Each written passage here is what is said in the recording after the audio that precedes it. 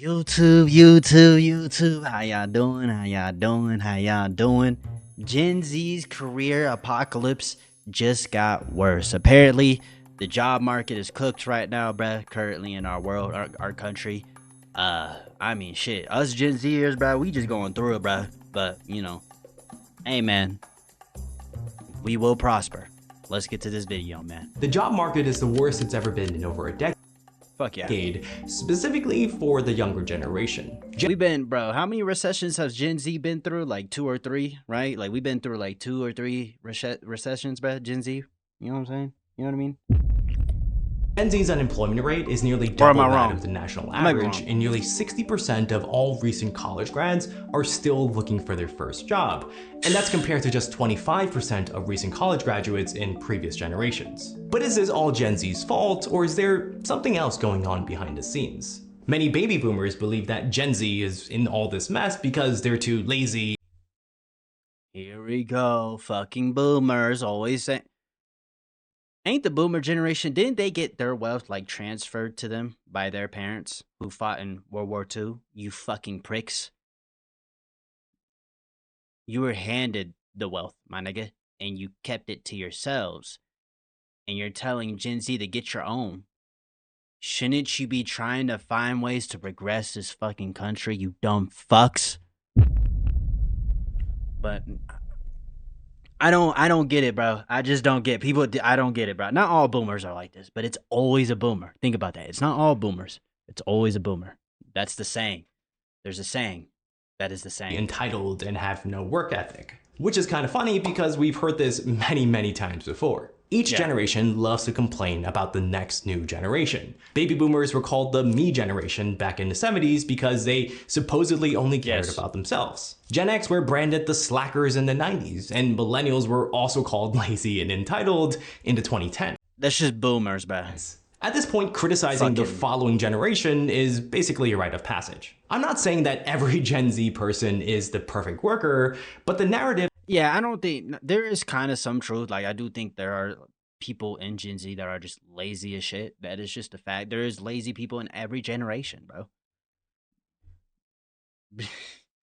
Just because it's like, I don't know, bro. That they're all just lazy and entitled is kind of a cop-out. It scapegoats an entire generation rather than facing the real reasons behind why the job market is so bad for the youngins. And it really just boils down to 3 main things. The first reason being the broken career pipeline.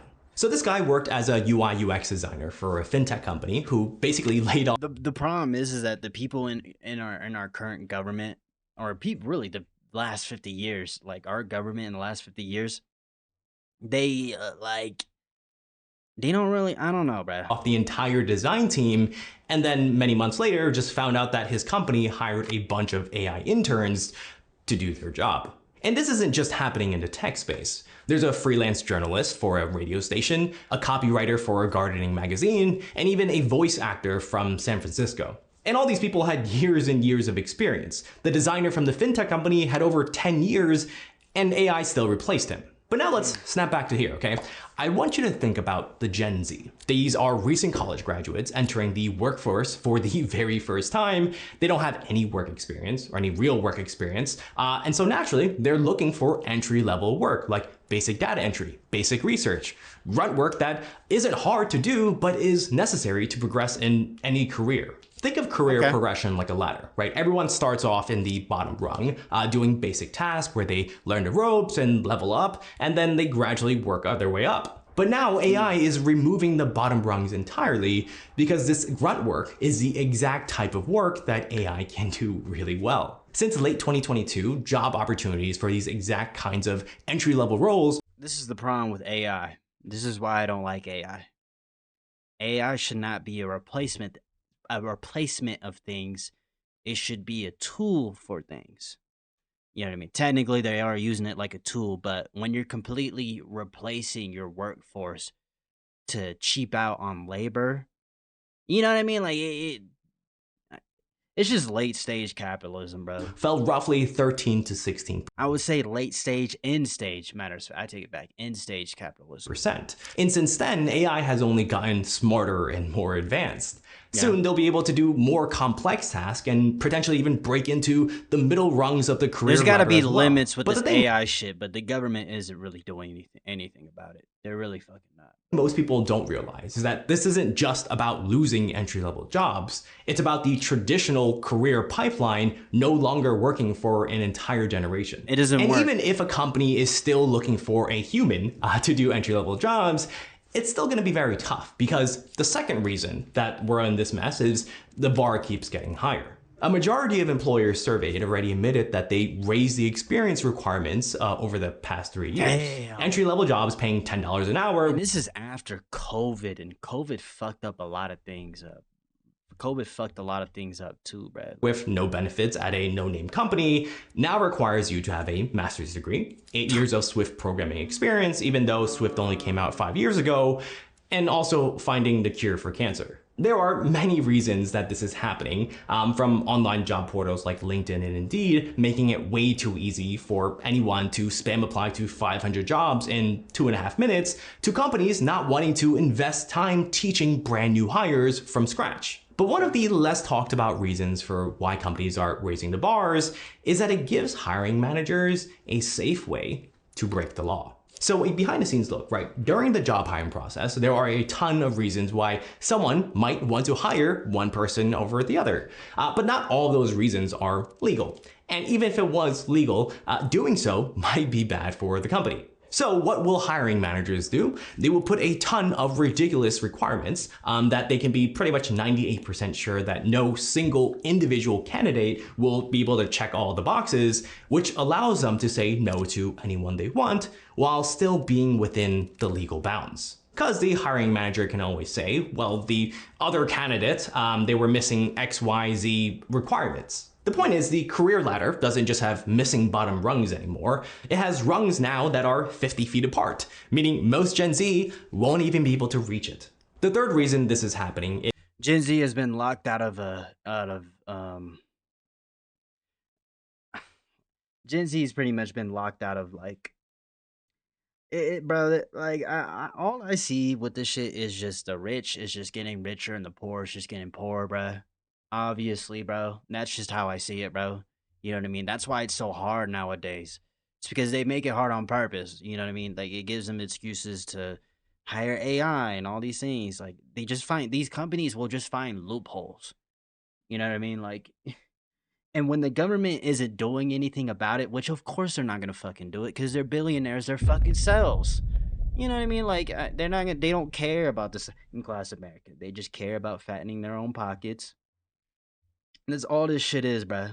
And I'm not saying that just because all this shit is happening, that's a reason to be lazy. I don't think you should always try to find a way. You should always never give up. You know what I mean? Right? But yeah, man. is a little bit more low-key. So a 2024 survey found that 40% of employers are actively posting job opportunities without any intention to hire or even respond to applicants. People in the know call this ghost job postings. It's basically a strategy that companies use to seem like they're growing or to make the overworked worker feel better by implying help is almost on the way. In fact, this person noticed that their own department had openings for 8 straight months. It's just billionaires trying to save money, bro, so they can keep getting rich. Not actually needing any more staff in the office. So when he asked HR about it, they basically said that we keep the job postings up even though we're not hiring because turnover is really high for this role. In other words, companies try to build a pipeline of potential candidates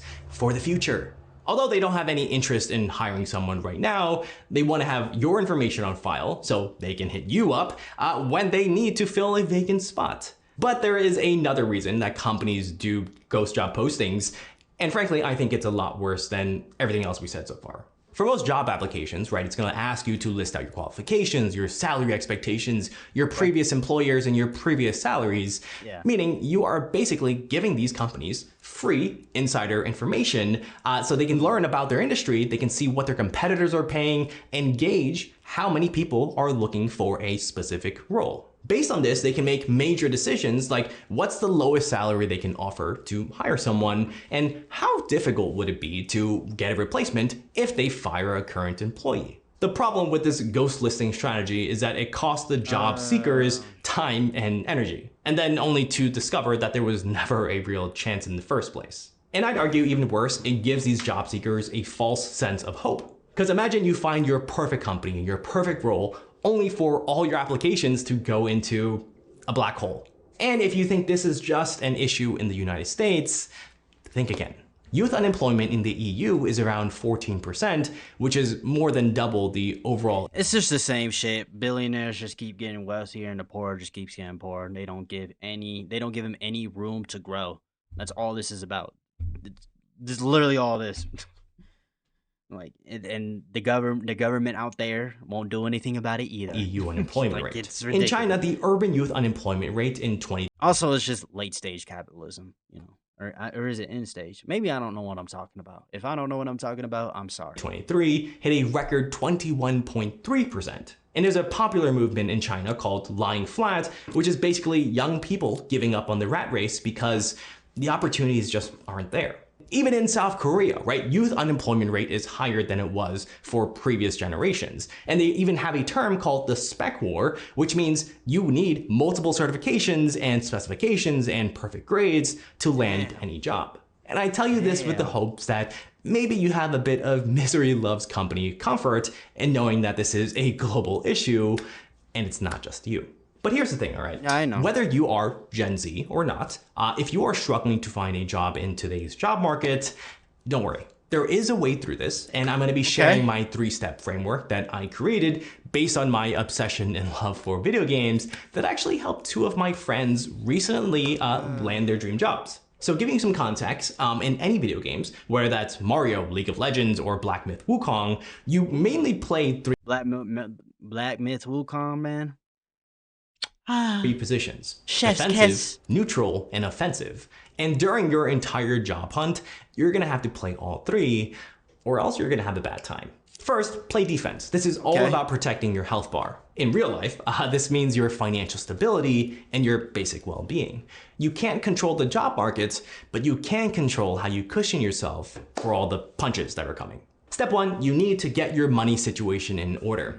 And I know that's not fun. Take notes, y'all. Take notes. But it's actually more important than ever because job uncertainty or periods of unemployment. You know, get that notebook out. You know what I'm saying? Pull out the notes app, y'all. What y'all doing, bro? Like, you think I'm joking? And your basic well-being. Oh, take notes. You had to take notes. But you can control how you cushion yourself for all the punches that are coming. Step 1, you need to get your money situation in order. And I know that's not fun, but it's actually more important than ever because job uncertainty or periods of unemployment, that might be the new norm for a little bit. The easiest way to defend your finances is with a very simple budget. You can write this on the back of a napkin if you want, as long as you follow these. Well, hold on. Why does it have to be a fucking napkin, bro? What you mean a napkin? By the way, I'm getting a new soundboard. I think my soundboard is fucking broken. I literally had this shit for like a few months. I literally bought a new soundboard. It's on the way. Second of all, why are you writing on a napkin? 60-20-20 rule, which basically means 60% of your monthly expenses should be dedicated to core expenses. This is your utilities, your bills, your housing, your rent. 20% should be. I think everybody should have like a notes page to know your budget, genuinely. Dedicated to your choice expenses. So these are things that you do for fun. And then the remaining 20% should be dedicated to your growth expenses. This is your emergency fund, your investments, and all that shabam. By the way, if you want to get the money map that I just showed you for free, just head to the link in the description down below. It's already being used by tens of thousands of people. Once you have your simple, I'm not gonna lie, I might watch this video back later and do all this shit. I'm not gonna lie. Budget set up, you want to try to cut cost where possible. For example, if you can live at home for a little bit longer to save on rent, that would be fantastic. Unfortunately, about 34% of Gen Zers have no emergency savings at all. But if you want to play good defense, you want to save at least 3 months of expenses in your emergency fund, which is going to allow you to treat the job hunting process more like a marathon and less of a sprint. Next, Okay. play the neutral stance. All right, so in video games, neutral stance is just like you're observing, you're picking up power-ups, you're preparing your next move. In real life, this Life is a game, by the way. I do see life like it's a game. translates to taking You care level of up. your mental health, staying grounded, and improving yourself in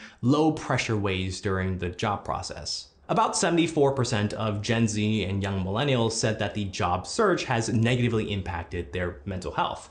I Okay. remember when I was deep into job hunt, right? Every single time I got rejected, it made me feel super insecure and super small. Like maybe I am not as good as I think I am. And what helped me through those really tough times was really doing three things. All right, so first is to set boundaries to prevent yourself from burning out. For example, when I was looking for a job, No one to take a break type shit. I would time block on my calendar 2 hours a day, reserved just for the job search. And then for the rest of the time, I focused on hobbies and fun, but more importantly, on the offensive stance, which is the next one that I'm going to get into in a bit.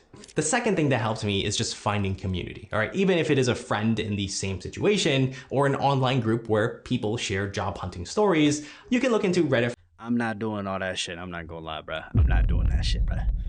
Hey, bro, I'm learning. I'm just. Hey, I'm not gonna lie. This isn't bad advice though. Like, Jilly isn't bad advice. I mean, from the way I see, it, I don't have a problem with it. Forums like r/job or r/anti-work, but just be careful. I guess at this point, I'm not looking for a new job, so this doesn't apply to me. But I fuck with that budget shit he did. The 60-20-20 rule. That sounds nice. In the Bro. second one, because sometimes it's a bit too toxic. I think sometimes in small doses, this is helpful because it allows you to see that you are not alone in this. And be extra careful, right, balancing the negative venting and the negative talk with positive support. And number three, just some little habits that Have a help good me more mindset. than I thought it would. Science says that going for a walk, exposing yourself to sunlight or exercising, even doing push-ups in your room or yoga, these are I do all all really that. great ways to boost your I don't do yoga, and I don't go on. Going on a hike is cool. I'm not gonna lie. Every once in a while, it's good to go on a hike. I'm not gonna lie. It's nice. Smoke a blunt and get high. Shut the fuck up. Okay. mood. Oh, and also sleeping. Sorry. Next, play offense. All right, that means making more proactive moves to just take advantage of any opportunities. The first step is to use your time to find small things that might strengthen your resume, even if it's just a little bit. For example, if you're interested in digital marketing, Google offers a bunch of free online courses with certification that you can tack onto your resume to make it stand out. Next, just consider taking on side quests, all right? Maybe taking on a full-time career track job is really, really hard to come by right now. So think about it, right? Is there an alternative path that you can temporarily take? Maybe you aspire to be in film production, but nothing is hitting for a full-time role. Could you pick up a freelance video editing project or even work at a small YouTube channel to start building experience? It might not be your dream right now, but it could be a stepping stone that you can add onto your resume to make you stand out more. And who knows, you might love it. Number three, and this is probably the most important one, especially in today's job market. Unfortunately, the reality is that many jobs nowadays are won through personal connections and not really public applications. Studies show that when an existing employee refers a candidate, they are 7 times more likely to be hired than those who just apply online and job boards. I always tell people how important networking is in the job search, and in these videos. I agree. And not even just the job that you want, just any job. If you're looking for a job at Walmart, like just a simple job, bro. Having people around you that can help you get into that job is such a good thing to have, bro. It really is. I'll always receive comments like, it doesn't work like that, or it doesn't work, or you live in a fantasy world. But listen, here's some tough love, all right? Networking is tough. It can be very, very tough, but there's no way around it. Sorry. I always thought networking was a little bit icky and hard as well. That is until I kind of changed the way that I view it. The next time you network, whether that's in person or online, I want you to put yourself in the mindset that you are trying to make friends and ask for advice rather than being in the mindset of you begging for a job. You'd be surprised by just changing your intention. Yeah, having a good mindset, I think, is just the number one thing. You know what I mean? Like, being more positive. Like, anytime like you're working towards something, or you're aspiring to become something, Having that mindset and believing in yourself, having more confidence, just just shift your mindset to where you've already won. It's just not your time yet. That's my mindset. You know what I mean? Because you're gonna fail, you're gonna get the results that you don't want, but that's just a part of the process. It just takes time. You know what I mean? And as long as you don't give up, that's all that matters. Just be as consistent as you can. If you need to take a break, take a break. You know what I mean? Don't like stress yourself out over it. You know what I mean? So I mean that's just how I go about things. Behind it. You fail, you take it as a lesson and you learn from it. That's all you can do. How many more people will be receptive to you? And then obviously at the end of the conversation, ask if they have any advice that they can give you to have a better chance getting the job. AKA you're asking for a referral in a subtle way. Not every conversation or person you meet is going to give you a referral. You might have to talk to 20 people to get one referral in return. But that one referral could make all the difference. Which leads me to something that you've got to start accepting. It's that all this chaos and uncertainty in the job market nowadays basically makes all the old money advice outdated and doesn't work anymore. Nowadays, you need a completely different approach to money. So click here to learn how you can completely transform your finances. Okay. I think this guy gave a lot of great advice. I do. I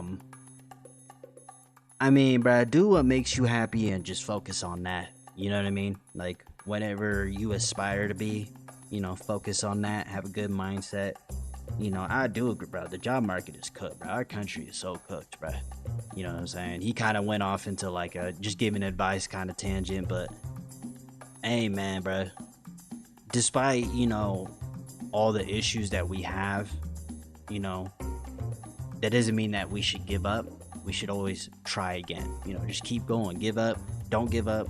You know what I mean? And as long as you don't give up, bro, you're gonna win. You have a good mindset. That's what's gonna help you get you there. I think that's just the most important thing. You know what I mean? Be willing to fail. Be willing, like, you know what I mean? I think, you know what I mean? Hey, man. You just got, hey, I don't know, man. Look, I saw this video, want to react to it. You know what I mean? That's just my piece. Just, have a good mindset, do what you love to do. You might have to, get a side job. You might have to, make some sacrifices every here and there, every once in a while. But as long as you don't give up and you have fun in the things that you're doing, like you actually want to be the thing that you're going after. That's another thing too. You have to actually want it. If you feel like you're going to give up on something, don't waste your time on it. You know what I mean? But, you gotta have a good mindset at the end of the day. We can't give up, man. But I hope you have a good breakfast, a good dinner, and good night, man. That's all I wanted to say. I love y'all, man. Peace.